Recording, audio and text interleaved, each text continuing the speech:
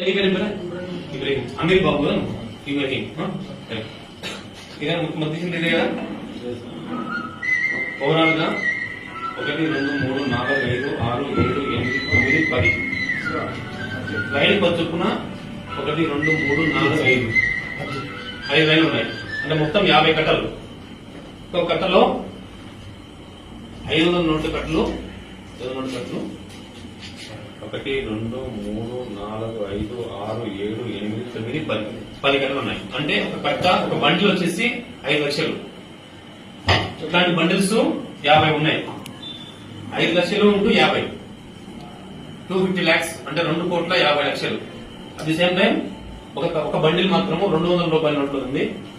దీంట్లో 1 2 3 4 5 6 7 8 9 10 కట్టలు ఉన్నాయి అంటే 2 లక్షలు అంటే 2,50,00,000 2 లక్షలు మొత్తం 2,52,00,000. అంతేనా బాగుండేది?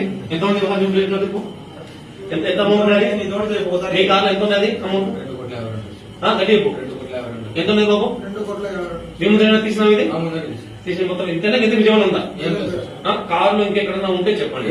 మీకు వచ్చిన ఇబ్బంది ఏం లేదు. అట్లా అమౌంట్ బయట పడుతుంది. Okay right. ఇదేంటి ఇది ఏం బిల్లు? అమౌంట్ తీసుకుని వాళ్ళు అమౌంట్ ఇస్తారు సార్. అమౌంట్ ఇస్తారు. మెడల్ మా దగ్గర అదే సార్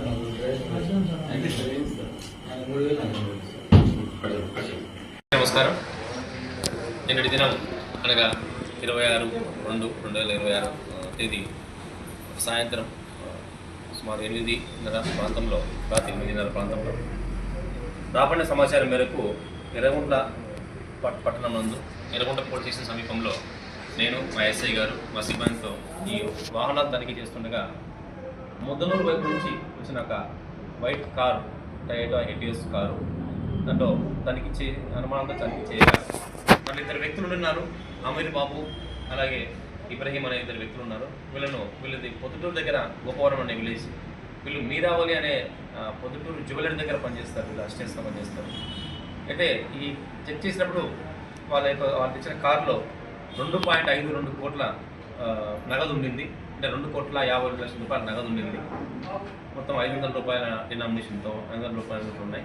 అటువంటివి 50 బండిల్స్ ఉన్నాయి.